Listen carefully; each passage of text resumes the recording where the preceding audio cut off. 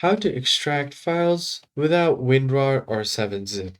In this tutorial, I'm going to show you guys how you can easily extract any files that are zipped without using any third-party apps.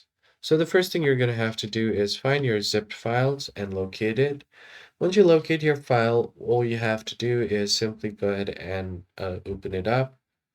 Once you open it up, you will have an option to extract it. So you can directly press this extract all option, or what you can do is go ahead and create a new folder. So I have that zip file on my downloads. So what I'm going to do is go ahead and create a new file here. And here I'm going to create a new folder. So let's just name it extracted so that it's easier for us to find out. Now all you have to do is right click on this zip folder and then drag it to this. And now you have an option to extract here. So just tap on extract and then tap on extract again. Now all of its file will be extracted to the folder that you've just created. So that's pretty much it, guys. I hope this tutorial was helpful to you. I'll catch you guys on the next one. Thanks for watching.